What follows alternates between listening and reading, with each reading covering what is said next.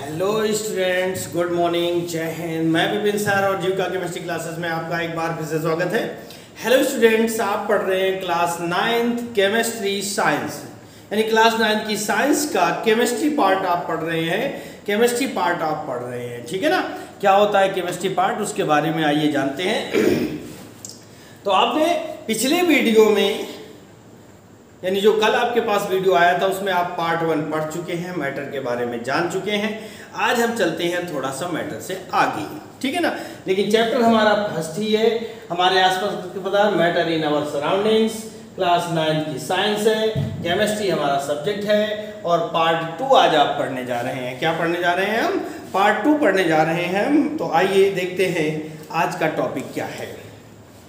तो पदार्थ के बारे में जान चुके, द्रव्यमान, ऊर्जा, भार, इन सब के बारे में जान चुके, आयतन वगैरह। आज हम चलते हैं पदार्थ का वर्गीकरण, भौतिक वर्गीकरण। पदार्थ का भौतिक वर्गीकरण।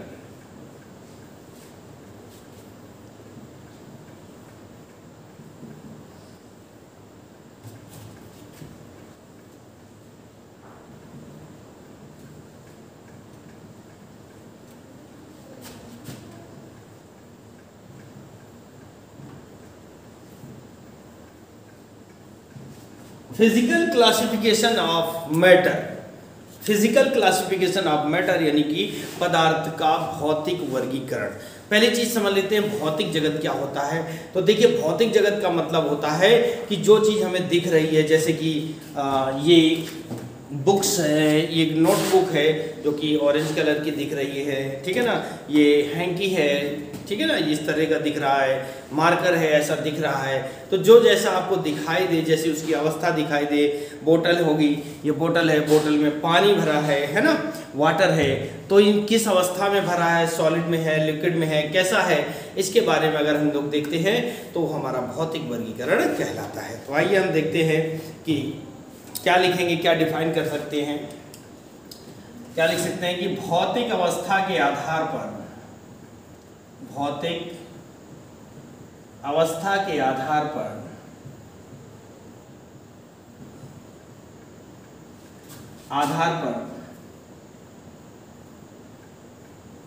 पदार्थ को,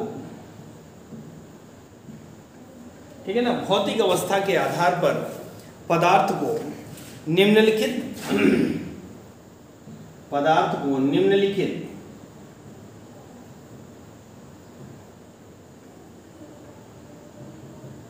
वर्गों में, भौतिक अवस्था के आधार पर पदार्थ को निम्नलिखित वर्गों में बांटा जा सकता है।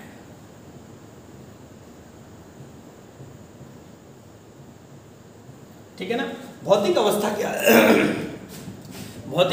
आधार पर पदार्थ को निम्नलिखित वर्गों में बांटा जा सकता है। कितने निम्नलिखित वर्गों में उसे हम बांट सकते हैं। तो नंबर 1 पर हम क्या लिख सकते हैं कि नंबर 1 जैसे कि हमारा हो जाता है ठोस, यानी ठोस अवस्था। नंबर 2 पर होगी हमारी द्रव अवस्था, और नंबर 3 पर आती है हमारी गैस अवस्था, ठीक है ना। ठोस, द्रव, गैस, यानी पदार्थ को हम 3 भागों में बांट सकते हैं, सॉलिड, लिक्विड एंड गैस, ठीक है। तो अब हम पहली हेडिंग डालते हैं, नंबर 1 पर हेडिंग डाल देंगे ठोस। इसको इंग्लिश में कहते हैं सॉलिड, ठीक है ना। सॉलिड क्या होता है? सॉलिड आपने बहुत सारी चीजें सॉलिड में देखी होंगी, है ना। कोई ऐसी चीज जैसे कि आइए देखते हैं, ये स्टिक है हमारे पास, ठीक है ना। ये किस स्टेज में है? सॉलिड है। देखिए चारों तरफ से भरी हुई है, बंद है। ये कैसी है? सॉलिड है ना। आप जिस सीट पर बैठते हैं वो भी सॉलिड होती है। लोहा, आयरन, ठीक है ना, सिल्वर, गोल्ड, ये सब जितनी भी मेटल्स होती हैं, धातुएं होती हैं, सब क्या होती हैं? सॉलिड होती हैं, ठीक है ना। क्या होती है भैया? सॉलिड होती हैं। तो हम इसको डिफाइन कैसे कर सकते हैं? आइए इसकी डेफिनेशन देखते हैं, परिभाषा देखते हैं, ठीक है ना। लिख सकते हैं द्रव्य की वह अवस्था, द्रव्य की वह अवस्था जिसका आयतन व आकार निश्चित होता है।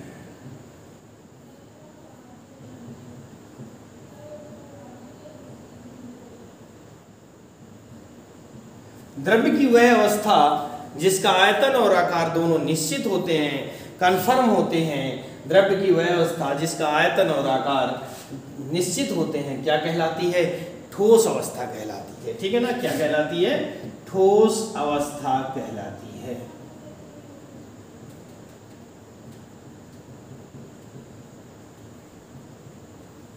आइए परिभाषा एक बार फिर से दोहरा लेते हैं ताकि आपको याद हो जाए कि द्रव्य की वह अवस्था जिसका आयतन और आकार दोनों निश्चित होते हैं, ना कभी घटेंगे ना कभी वो बढ़ेंगे। तो द्रव्य की वह अवस्था जिसका आयतन और आकार दोनों निश्चित होते हैं ठोस कहलाती है। ठीक है ना, क्या कहलाती है भैया? ठोस अवस्था कहलाती है। फॉर एग्जाम्पल के लिए लिखते हैं, जैसे कि एग्जाम्पल है हमारा लोहा, सोना,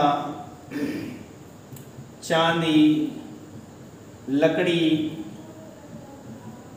स्टोन यानी पत्थर आदि। ये सब क्या होते हैं? ये सब ठोस अवस्था में पाए जाते हैं, सॉलिड स्टेट में पाए जाते हैं, और इनका आयतन और आकार दोनों क्या होते हैं भैया? निश्चित होते हैं, ठोस होते हैं। ठीक है ना, ये कहलाती है। तो एक बार फिर से, द्रव्य की वह अवस्था जिसका आयतन और आकार दोनों निश्चित होते हैं ठोस कहलाती है। नंबर 2 पर चलते हैं। सेकेंड हेडिंग हमारी क्या होगी?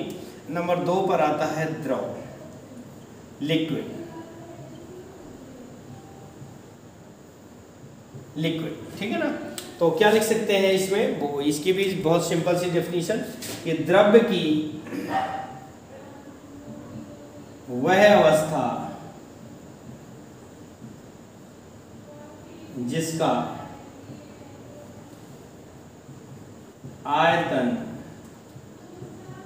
तो निश्चित होता है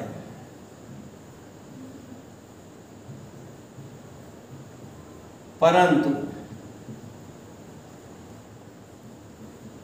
आकार अनिश्चित होता है।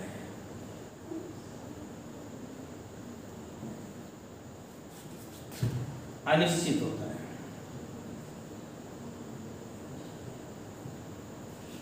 द्रव अवस्था कहलाती है।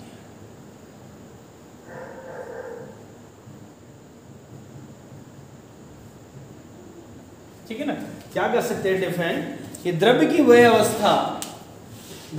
अवस्था जिसका आयतन तो निश्चित होता है परंतु आकार अनिश्चित होता है, द्रव अवस्था कहलाती है। द्रव्य की वह अवस्था जिसका आयतन तो निश्चित होता है परंतु आकार अनिश्चित होता है, वो कहलाती है द्रव अवस्था। ठीक है, आइए कुछ एग्जांपल्स दिखाते हैं हम आपको। आप इस पर देख रहे हैं कि भैया सैनिटाइजर भरा हुआ है ना, और ये किस कंडीशन में भरा हुआ है? इस तरह से आप गोल राउंड में है। अगर इसको हम ऐसे कर देते हैं तो आइए देखिए इसका आकार बदल जाता है। अगर हम इसको ऐसा कर देते हैं तो इसका भी आकार बदल जाता है ना। तो आयतन तो उतना ही रहा, न कम हुआ न ज़्यादा हुआ। बोतल से बाहर तो कोई चीज़ निकली नहीं और ना ही हमने बोतल के अंदर कोई चीज़ मिलाई है। बस क्या है, आयतन निश्चित रहेगा लेकिन आकार इसका जैसे हम चेंज करना चाहेंगे वैसा हो जाएगा। जिस पात्र में हम डालते हैं द्रव उसी पात्र के आकार का हो जाता है। ठीक है ना, ये कहलाती है द्रव अवस्था। एक एग्जांपल और देखते हैं, जैसे कि आपको इसमें दिख रहा होगा, ट्रांसपेरेंट पानी जैसा दिख रहा होगा, है ना।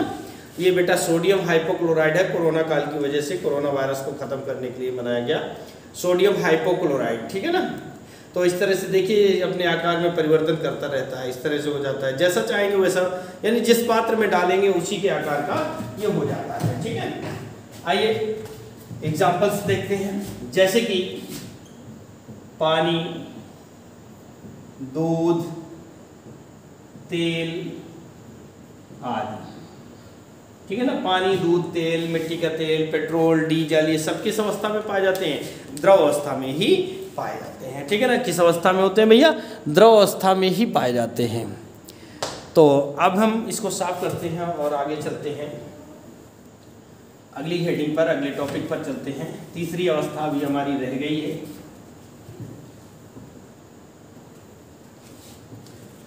तो हेडिंग डालते हैं नंबर 3 पर,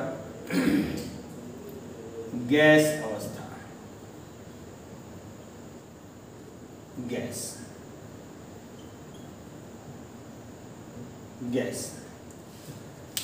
गैस में क्या लिखते हैं कि द्रव्य की वह अवस्था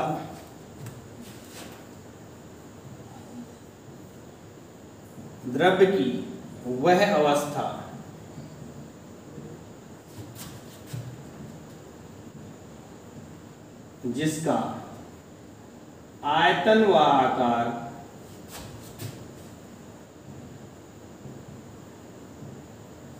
द्रव्य की वह अवस्था जिसका आयतन व आकार दोनों अनिश्चित होते हैं।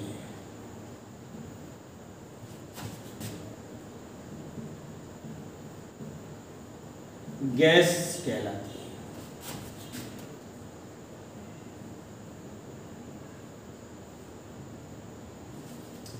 द्रव्य की वह अवस्था जिसका आयतन व आकार दोनों निश्चित होते हैं, दोनों डेफिनेट होते हैं, ठीक है ना, वो कहलाती है गैस अवस्था। समझ में आई बात की नहीं? कि द्रव्य की वह अवस्था जिसका आयतन और आकार दोनों निश्चित होते हैं गैस अवस्था कहलाती है। क्या कहलाएगी भैया? गैस अवस्था कहलाती है। जैसे कि फॉर एग्जाम्पल देख लेते हैं, oxygen, carbon dioxide, hydrogen, nitrogen आदि, ये सब क्या है? गैसें। और भैया गैसों को देख नहीं सकते, दिखा नहीं सकते, इसलिए हम इसका एग्जाम्पल नहीं दे सकते। जैसे कि हम फूंक मारे तो क्या आपको गैस अवस्था दिखी? नहीं दिखी, गैस तो नहीं दिखी। हो सकता है आप तक आवाज पहुंच गई हो, एक अलग बात है, ठीक है ना। अब हम चलते हैं थोड़ा सा कि ठोस, द्रव और गैस में अंतर चलते हैं, ठीक है ना। तो हेडिंग डालेंगे हम ठोस, द्रव व गैस में अंतर। ठोस, द्रव व गैस में अंतर, यानी डिफरेंस बिटवीन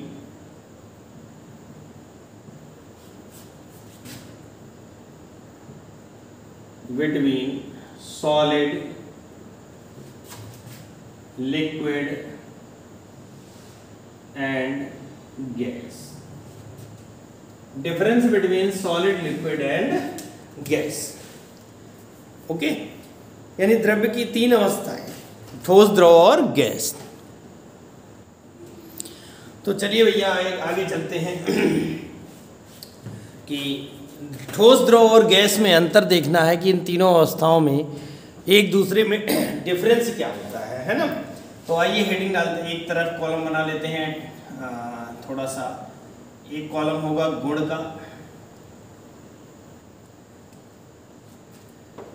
एक हो जाएगा ठोस के लिए, एक हो जाएगा द्रव के लिए, और एक कॉलम हो जाएगा गैस के लिए। ठीक है, इस तरह से तीन कॉलम हम बना लेते हैं टेबल में, ठोस, द्रव और गैस के लिए। ये हमारा सीरियल नंबर के लिए हो जाएगा, यानी कि नंबर 1। फर्स्ट प्रॉपर्टी, गुण के बारे में अध्ययन करते हैं, तो किसको लेकर चलते हैं थोड़ा सा। आइए हम देखते हैं ठोस के आकार के बारे में, ठीक है ना। क्या लिखते हैं यहाँ पर? गुण है हमारा आकार। तो आपको जैसा कि मैंने डेफिनेशन में पढ़ाया वैसे ही यहाँ पे लिखेंगे कि ठोसों का आकार निश्चित होता है। ठोसों का आकार जो होता है वो कैसा होता है भैया? डेफिनेट होता है, निश्चित होता है, बदल नहीं सकता या घटबढ़ नहीं सकता है, ठीक है ना। यहां लिखेंगे क्या? द्रवों का आकार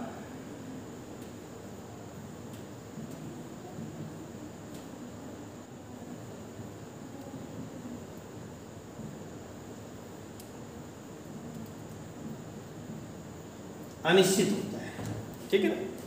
द्रवों का आकार कैसा होता है? वो अनिश्चित होता है, उनका कोई निश्चित आकार नहीं होता है, ठीक है ना। और गैस का आकार अनिश्चित होता है, यानी गैस का भी कोई आकार नहीं होता है, ठीक है ना। गैस का भी कोई आकार नहीं होता है, ठीक है ना, अनिश्चित होता है। इनकी द्रव का आकार अभी मैंने आपको बताया, दिखाया स्थिति करके, तो बदलता रहता है। उसी तरह गैस का भी आकार कोई निश्चित नहीं है। अगली प्रॉपर्टी पर चलते हैं, नंबर 2 है आयतन पर चलते हैं। क्या देखते हैं, आयतन। ठोसों का आयतन निश्चित होता है,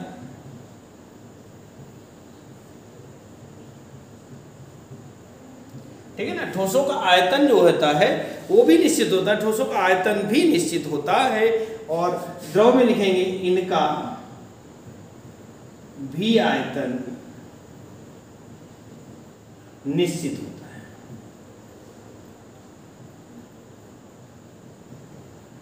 इनका आयतन भी निश्चित होता है। और गैसों का आयतन अनिश्चित होता है।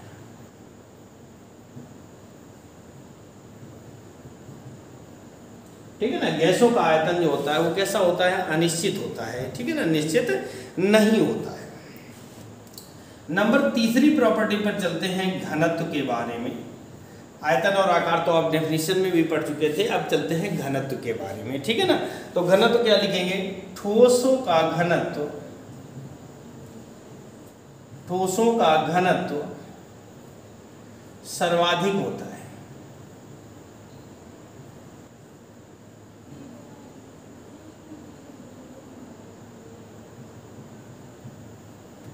यानी इनका घनत्व निश्चित होता है और ज्यादा होता है, ठीक है ना, क्योंकि इसमें अणु जो होते हैं वो बहुत पास पास बैठे होते हैं, इसलिए इनका जो घनत्व होता है वो कैसा होता है, सर्वाधिक होता है। इसमें लिखेंगे ठोसों की अपेक्षा कम होता है, ठोसों की अपेक्षा कम होता है।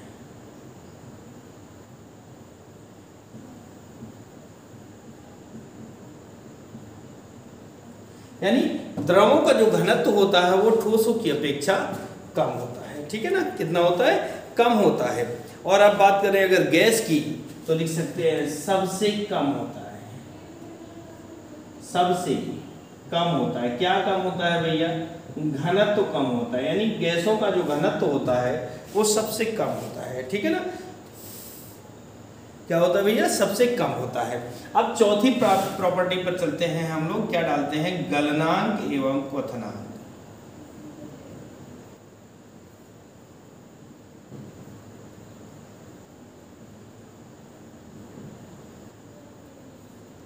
गलनांक एवं क्वथनांक की बात करते हैं, तो क्या होता है गलनांक, कि ठोसों का गलनांक निश्चित होता है।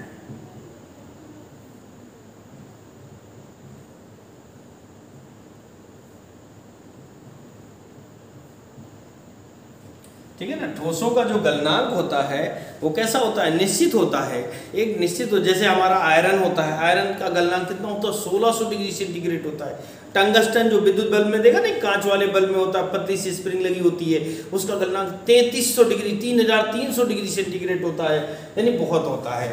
और द्रव में गलनांक नहीं होता, द्रव तो ऑलरेडी पिघले होते हैं, तो उनमें क्वथनांक होता है। क्या होता है भैया, क्वथनांक। तो लिख सकते हैं द्रवों का क्वथनांक, द्रवों का क्वथनांक निश्चित होता है।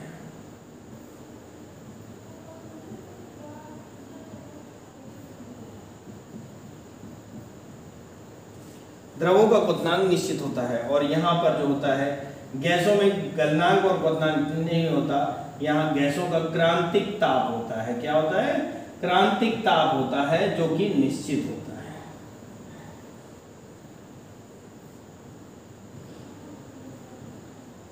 क्रांतिक ताप, क्रांतिक ताप क्या होता है, जिस टेम्परेचर पर गैस द्रवित होने लगती है, अर्थात द्रवस्था में परिवर्तित होने लगती है, वह टेम्परेचर उसका क्रांतिक ताप कहलाता है। ठीक है ना, तो इस तरह 4 प्रॉपर्टी हो गई हैं और आगे लिखना है, लेकिन इसको पहले हमें साफ करना होगा। ठीक है ना, क्या करना होगा भैया, साफ करते हैं और अगली प्रॉपर्टी को लिखते हैं। कॉलम हमारे यही बने रहेंगे। नंबर 4 तक हो चुका है, अब नंबर 5 की बारी है। ठीक है ना,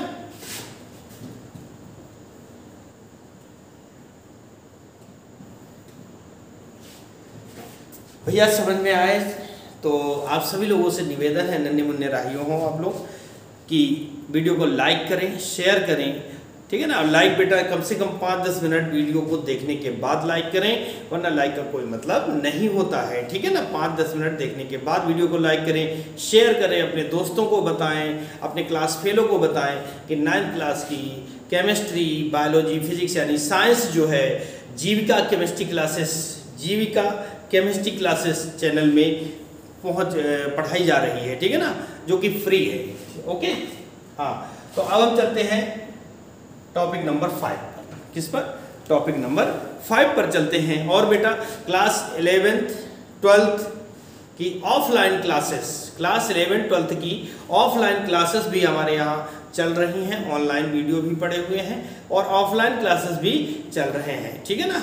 हाँ, तो अगर कोई आपके संपर्क में हो, कांटेक्ट करना चाहे तो हमारा नंबर होगा 94 12 65 38 89। इस नंबर पर क्लास 11th और 12th की ऑफलाइन क्लासेस के लिए, ठीक है ना, हिंदी या इंग्लिश मीडियम के लिए आप कांटेक्ट कर सकते हैं।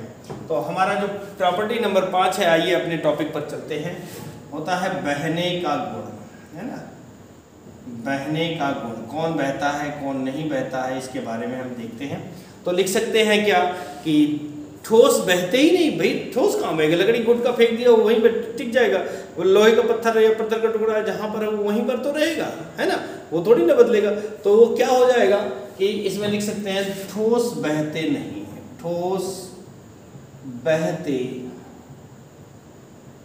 नहीं, है ना, ठोस नहीं बहते हैं, ठोस जैसे कि तैसे अपने स्थान पर वहीं पर रखे रहते हैं।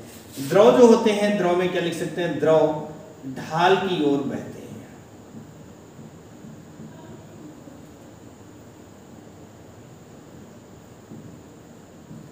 और गैस जो होती है भैया, इसमें बहुत अणु दूर दूर होते हैं, आकर्षण बल बिल्कुल नहीं होता है, जिससे ये चारों दिशाओं पर बहती है। तो गैस चारों दिशाओं में बहती है, चारों दिशाओं में बहती है। इसमें जो है आपको यानी कि ठोस द्रव गैस क्या कहते हैं, ढाल या अन्य किसी चीज की जरूरत नहीं होती है, चारों दिशाओं में बहती है। नंबर 6 की प्रॉपर्टी हम लिख सकते हैं अंतर आणविक स्थान, अंतर आणविक स्थान क्या होता है, आइए इसको डायग्राम के माध्यम से समझ लेते हैं। ठोसों में जो होता है ये कंडीशन होती है, अणु कुछ इस तरीके से होते हैं, बिल्कुल चिपक के बैठे होते हैं, जैसा कि आपने देखा होगा टम्पू वाले को, भैया देखा है विक्रम या टम्पू वाले को, 3 व्हीलर वाले को, वो कहता है चाहे सवारी हल्की हो या भारी उससे कोई मतलब नहीं है, और वो चिपक कर ही बैठेंगे, ठीक है ना। हाँ, और द्रव की बात करें तो जो द्रव की प्रॉपर्टी होती है कुछ इस तरीके से होते हैं, मॉलिक्यूल्स के बीच थोड़ा सा गैप ज़्यादा होता है ठोस की अपेक्षा, तो ये मूवमेंट कर सकते हैं, ये चाह सकते हैं गैस अवस्था में, ठीक है ना। अब हम चलते हैं गैस अवस्था के बारे में, यानी ढाल की ओर बहते। गैस अवस्था में जो मॉलिक्यूल्स होते हैं, अणु होते हैं, वो बहुत दूर दूर स्थित होते हैं, जैसा आप डायग्राम में देख रहे हैं, ठीक है ना। तो इनके बीच अंतर आणविक स्थान बहुत ज़्यादा होता है, तो ये चारों दिशाओं में बह लेते हैं। अब यहाँ की बात करें तो क्या दिख रहा है, जैसा कि डायग्राम में आपको दिख रहा है, लिख सकते हैं क्या कि अंतर आणविक स्थान बहुत कम होता है। क्या लिखेंगे, अंतर आणविक स्थान बहुत कम होता है। यहाँ लिखेंगे ठोस की अपेक्षा अधिक होता है, ठोस की अपेक्षा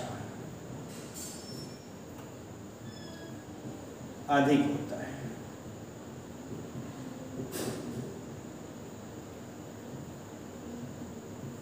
ठोस की अपेक्षा अधिक होता है।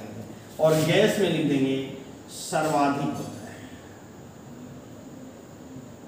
अंतर आणविक स्थान सर्वाधिक होता है, सबसे अधिक होता है, इसलिए चारों दिशाओं में बह सकते हैं, ठीक है ना।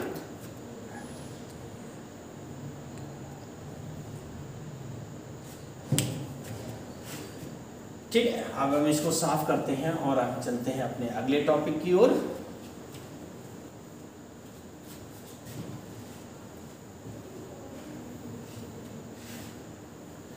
देखिए, हमने आपको ठोस द्रव गैस की 3 अवस्थाओं के बारे में बताया, द्रव्य की 3 अवस्थाओं के बारे में हमने आपको बताया।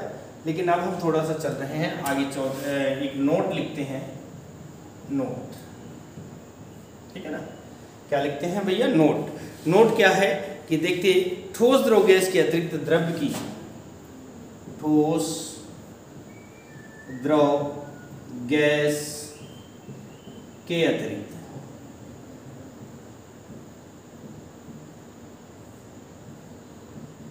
द्रव्य की, यानी ठोस द्रव गैस के अतिरिक्त द्रव्य की दो अवस्थाएं और होती हैं। द्रव्य की दो अवस्थाएं और होती हैं। ठोस द्रव गैस के अतिरिक्त द्रव्य की दो अवस्थाएं और होती हैं भैया। कौन कौन सी अवस्थाएं हो सकती हैं, आइए देखते हैं। तो नंबर 1 पर हम देख लेंगे और हेडिंग डालते हैं। नंबर 1 पर हमारी अवस्था जो होती है उसका नाम है प्लाज्मा, PLASMA, प्लाज्मा। प्लाज्मा अवस्था के बारे में हम आइए जानकारी लेते हैं। क्या होता है,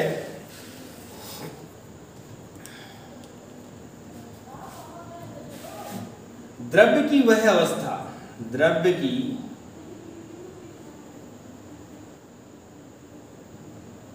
वह अवस्था, ठीक है ना। कौन सी अवस्था, द्रव्य की व्यवस्था जिसमें उच्च ताप पर, जिसमें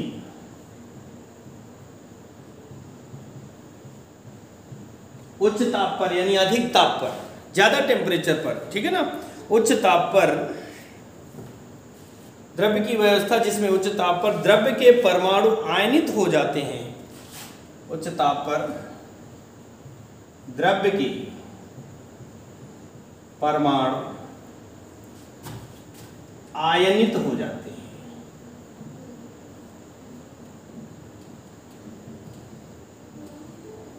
ठीक है ना। द्रव्य की वह अवस्था जिसमें उच्च ताप पर द्रव्य के परमाणु आयनित हो जाते हैं, अर्थात आयनों में बट जाते हैं, आयनों में टूट जाते हैं, ठीक है ना, प्लाज्मा कहलाती है। क्या कहलाएगी भैया, प्लाज्मा कहलाती है।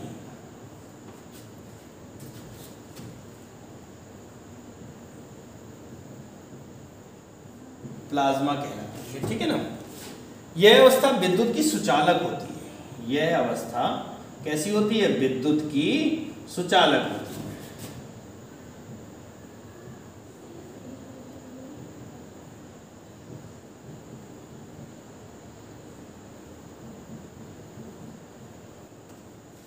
ठीक है ना, अर्थात इसमें करंट फ्लो हो जाता है, करंट फ्लो हो जाता है, अर्थात करंट इसमें प्रवाहित हो सकता है बड़े आसानी से, ठीक है ना।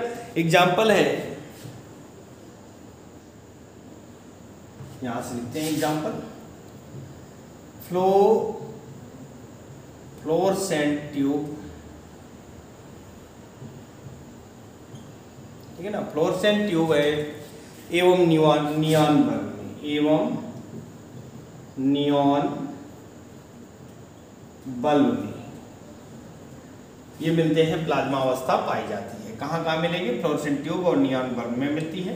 नंबर 2 की बात करें तो इसका नाम है Bose Einstein condensate, Bose Einstein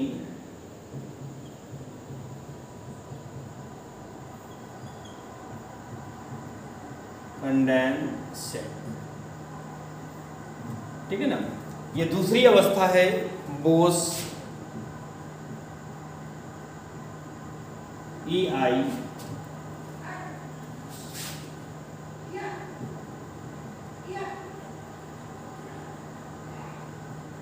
Einstein CON,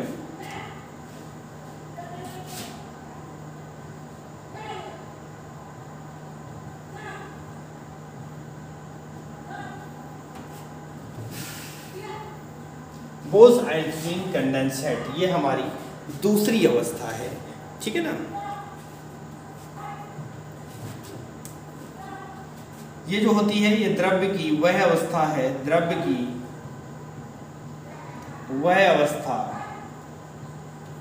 द्रव्य की वह अवस्था जो अत्यंत, द्रव्य की वह अवस्था जो अत्यधिक निम्न ताप पर, वह अवस्था जो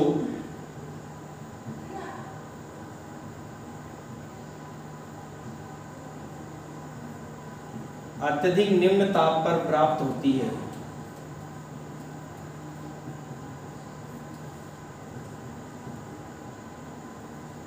द्रव्य की वह अवस्था जो अत्यधिक निम्न ताप पर प्राप्त होती है, बोस-आइंस्टीन कंडेंसेट, बोस-आइंस्टीन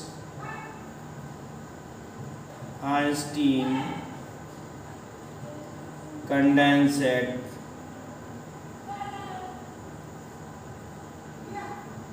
अवस्था कहलाती है। बोस-आइंस्टीन कंडेंसेट अवस्था कहलाती है। ठीक है ना, क्या कहलाती है? बोस-आइंस्टीन कंडेंसेट अवस्था कहलाती है। ये दो अवस्थाएं थी जिनके बारे में विशेष वर्णन नहीं किया गया है और ना ही इनके बारे में कोई मुख्य इंपॉर्टेंट होती हैं। ठीक है ना, तो दोस्तों अगर वीडियो पसंद आया हो तो लाइक करें, शेयर करें और चैनल में नए हैं तो चैनल को सब्सक्राइब करें, बेल आइकन को प्रेस करें, जिससे कि आपके पास सारे वीडियोस के नोटिफिकेशन 9, 10, 11, 12th क्लास के वीडियोस आपके पास बड़ी आसानी से आप तक पहुंच जाए और आप घर बैठे तैयारी। कहते हैं रख हौसला वो मंजर भी आएगा, रख हौसला वो मंजर भी आएगा, प्यासे के पास चलकर समंदर भी आएगा, प्यासे के पास चलकर समंदर भी आएगा। हार करना बैठे मंजिल के मुसाफिर, हार करना बैठे मंजिल के मुसाफिर, मंजिल भी मिलेगी और मिलने का मजा भी आएगा। जय हिंद, जय भारत।